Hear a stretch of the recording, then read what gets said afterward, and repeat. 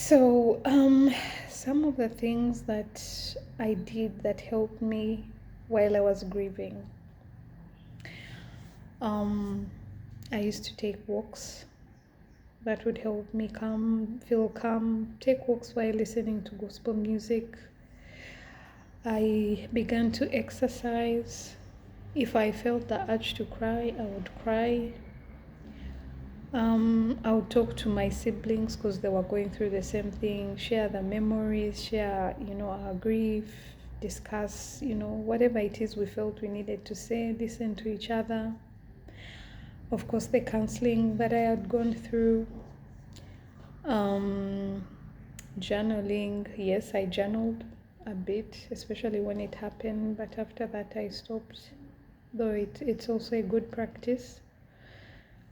Um, And also, at some point, I felt like there was this pressure for me to get over it. Like, you're still grieving, like, get over it.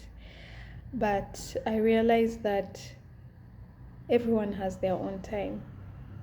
It seemed like everyone was fine, everyone was going on, but I was still, I was still sad. I was still missing my brother because I didn't have that intense anger and emotion that I had before because that had been healed. But yeah, like I felt like, am I still the only person here thinking about him, wishing he was here? And I realized everyone heals at their own time, at their own pace, and there is no timetable that you should be healed in 6 months, you should be healed in 1 year. No, I don't think that is even possible. Sometimes, even a year or two later, you'll find yourself thinking about the person and feeling sad, and you're like, wow, I miss them. So don't be forced into, be strong. Move. We keep telling people who are grieving, be strong. I tell people, let people grieve. Let them cry. Let them get it all out. However long it takes, let them get it all out.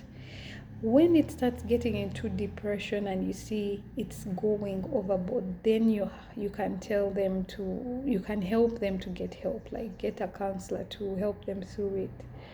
But sometimes all someone needs is to just cry, just ask why, and as much as they want to ask why, until they feel like they're tired of asking why.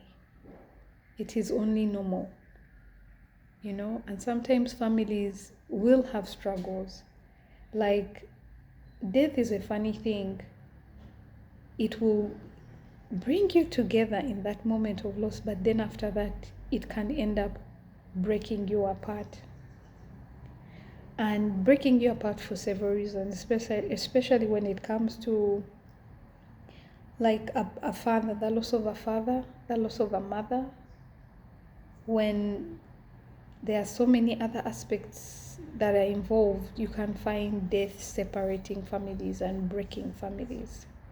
So everyone's situation is really unique. I would advise you also pray. I know some people do not believe in God, but I don't know how you do it. For me, I think God was, as much as I was angry at him, I felt in a weird way I got closer to God. I can't even explain it. Somehow I ended up getting closer to God in spite of all those things I said. But I think he's a loving God, he's a caring God, and he understood the pain and he understood where I was coming from. People say don't ask God why. But sometimes you just need to ask why. The answers may never come, but it is okay. Ask why until you feel like you are tired of asking why, because the truth is you will never know why. And sometimes you will see the why after. Like after you've moved on, then you look back and be like, wow, actually, had this never happened, I would never have done this. It set me on a whole other path. It just changes your path and your mind and the way you think of things. You know, for some people, that is a life turning point. Get as much rest as you can. Sometimes sleeping is the best medicine. You just go rest your head after crying so much. Rest your little head. And then wake up again and face the world. Let me see. These are my notes. And accept help from people. Sometimes people, what do you need? Can I help you with this? Can I, maybe let me take you here. Let me take you away from maybe the situation, the environment. Accept the help, even when you don't want it. Because sometimes in that moment you are so filled with emotion, you're acting with your emotions. And when others offer help, you don't even want it because you're just so emotional. But if someone offers to help, accept the help. Share your story with people who have gone through similar things, people who have lost siblings, people who have lost fathers, mothers, sisters. You find that there are a lot of similarities, and that kind of support can help you feel like, okay, I'm not alone and I will get better. Things will get better. Do something to honor their memory. This I learned from someone on YouTube. However, I had already done it.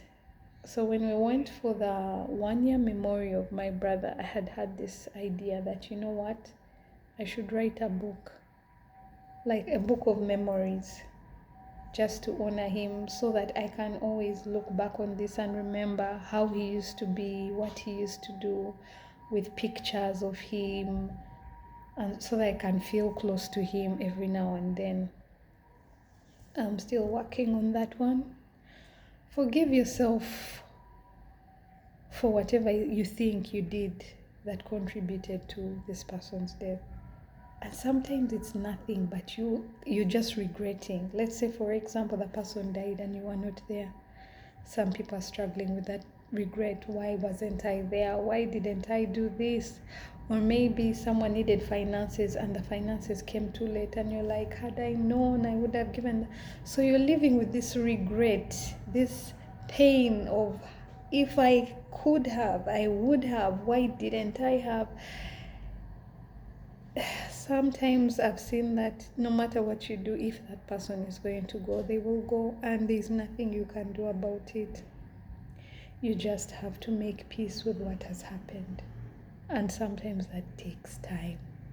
It took me a lot of time. I think even now sometimes I think about it and I'm like, really, why him? Sometimes I'm like, why didn't I go to the hospital sooner? Why didn't I stay in the hospital with him? Like, all this regret. And you're like, I need to forgive myself, because it's really out of your hands, And then someone said, write them a letter. I don't know how that works. I haven't tried that. For me, what I did was I would record myself. I get my phone, record myself talking about him, talking about how I feel, talking about the whole process, how it happened.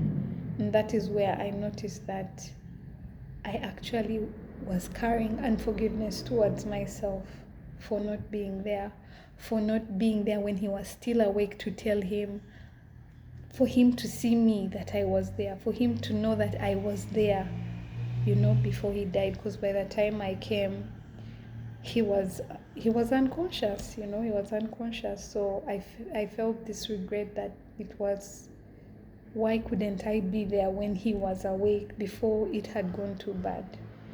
But in that moment I couldn't, because I had to be home with my baby, and my baby I couldn't take her to the hospital and be in the ICU with her, or like, there was so much going on.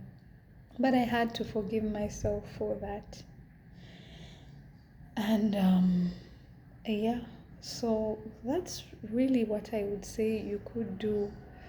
those are the tips I would give you for dealing with your grief.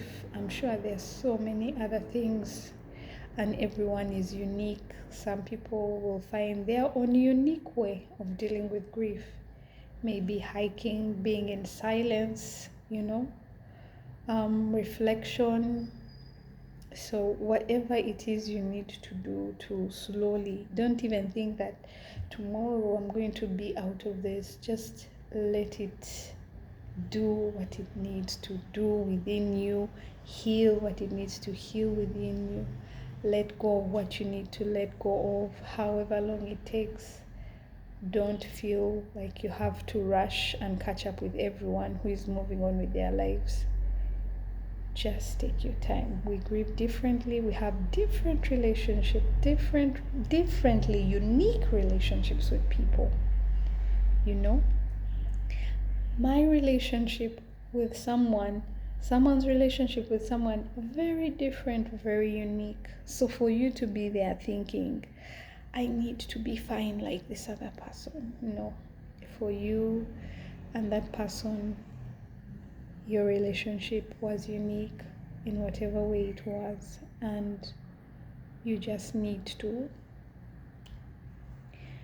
take your time. Thank you for listening.